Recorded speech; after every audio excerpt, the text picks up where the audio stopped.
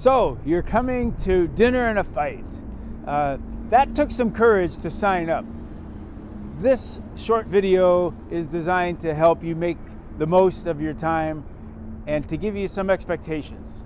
And we hope that this turns out to be, a somewhat pivotal experience for you.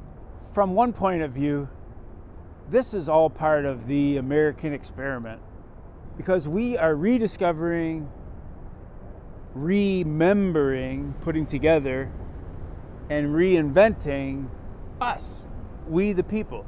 Here's some expectations before you arrive for the dinner and a fight. One thing for sure, if you've signed up and all of the other people that have signed up, the one thing we all have in common is that we care about America. So let's start with that common ground, dinner and a fight.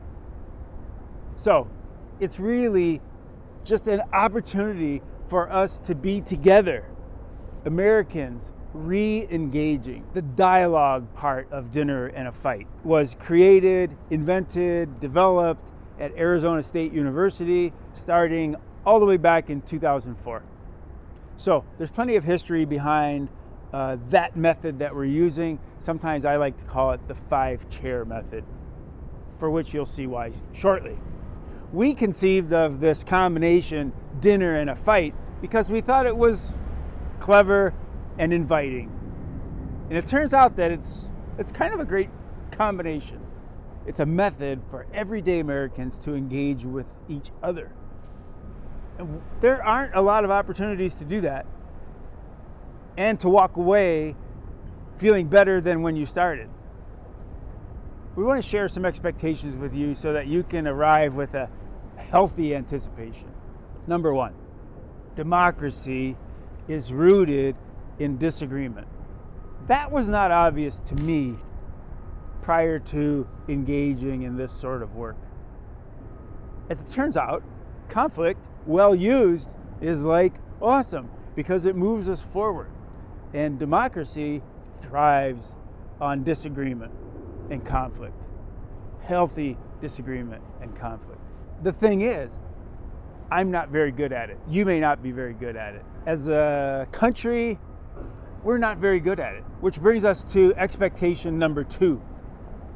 You can expect this to be clumsy, and we have to cut ourselves some slack that we're going to be clumsy because we're going to be working on some new skills, exposing ourselves to new tools. This is going to feel a little bit awkward. Let's try to remember. Maybe we'll have to remind ourselves. Everyone in the room for dinner and a fight is there because they care about America. So we always have that as a common foundation. But it does get clumsy. And one of the hardest things about being clumsy is like saying, oh my God, I didn't realize that. By the way, we're on a construction site here for this bridge, and you'll hear the noise once in a while. It's all part of being clumsy. The third expectation is that this stuff is complex. We're going to raise an issue that is purposefully complex. We have this ancient metaphor of people falling into a dark pit, no moon, and they're feeling their way around to see what they're up against. Just so happens there's an elephant in the pit. One feels the tail and says, I think there's a rope here. Another feels the leg and says, there's a trunk of a tree here. Another feels the body and says, there's a wall. And another feels the trunk and says, it's a snake. Things are complex, and we only have so much viewpoint, so much bandwidth in today's language. Consider this. You're in a library. Obviously, we cannot all be experts in a complete library, but we might be experts on a certain shelf or a certain section. One of the skills in a library or with a person in any group is take me to another bookshelf. Take me to your bookshelf, because we've all come with years or decades of life experience. And of course, the rubber meets the road with street smarts, but we're all, as Americans, paying attention to what's going on. A fourth sort of expectation is to realize that first, we're all Americans. And we all live in what we call this 3 branches of government. Even locally, we have an executive, not a president, but a mayor. Locally, we have a legislature, a city council, typically, which is similar to a Congress or a Senate that we have, federally. And we have local judges. And at the federal level, we have federal judges, and all the way up to the Supreme Court. On those 3 branches of government, we have those resting on a foundation of we the people, involved we the people, what Thomas Jefferson called an educated electorate, we the people. And underneath that, sometimes we talk about the pillars of society. So things like our family structures, the people that we live with and eat with, our education system, virtue, and then we have other pillars. Perhaps you have your favorite pillar. So yes, we're all Americans, and we seem to be in this perfect storm, or what we're going to call 100-year storm. And what we find is that all of these areas of our government and our pillars are affected by this perfect 100-year storm. Our debt out of control, voting irregularities, not including people in voting.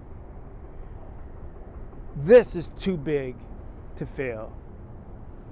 That is too big and powerful. Media, social media, where they're weapons of mass destruction. We were lied to. It goes all the way back to Vietnam for some people. And so in this perfect storm, we've learned to weaponize the truth. X versus Y, A versus B. Either or thinking, rarely and thinking. Let's put things together and find a solution. And then we have us, the uninvolved, we the people. And we've become uninvolved as part of this 100-year storm for a lot of different reasons. And the pillars feel like they're crumbling. The family structure, the education structure, our virtues. It's all true, right? We're back to, of course, tell me something I don't know. So we're just recapping this to say, you came for a reason, and it was a darn good reason, because we need you and we need each other. So about every 100 years, this happens. The first time it happened was 1776. Second time, if we, talk to people who read their history or sociology, political science, the second time was the Civil War. The third time was what's called the Gilded Age, which was like the 1910s coming out into the 1920s, where there was such wealth in pockets.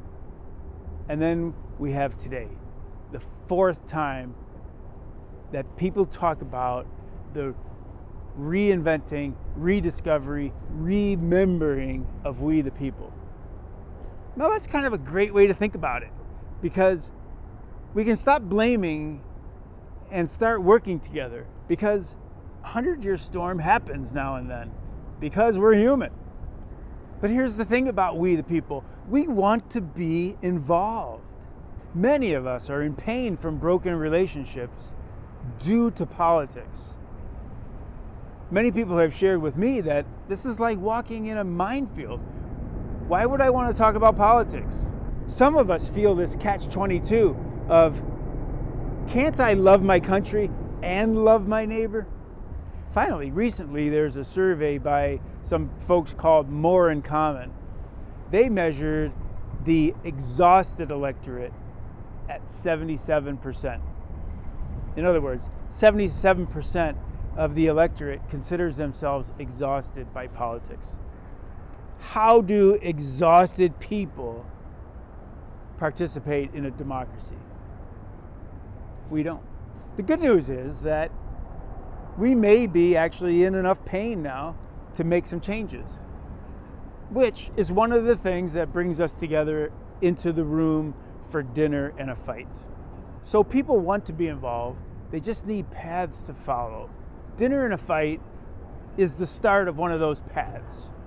We've made so much progress over the last 250 years with democracy and our democratic republic.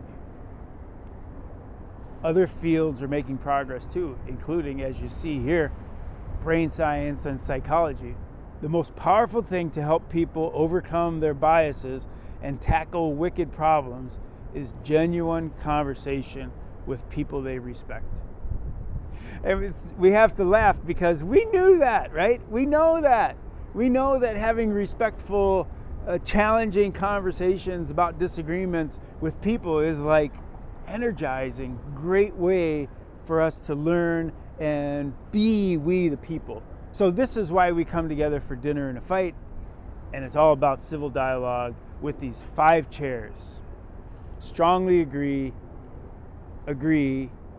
neutral or undecided, disagree, and strongly disagree.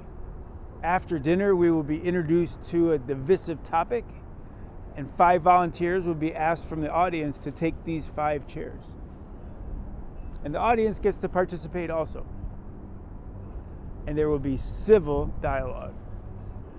Martin Luther King was right. He was just awesome. And this quote is like, super powerful. We may have come on different ships, but we're in the same boat now. Or we're in the same 5 chairs now. So the last expectation you can have is expect to step foot on a path. It's not the path that's going to save America, but it is a path that will be helpful. It's also not going to be an answer to that divisive topic, but it is going to be a lot of learning about that divisive topic and a lot of learning about how we can dialogue about differences and have that skill of conflict and disagreeing in a productive way. It's such a big, perfect 100-year storm, but it's also opportunity.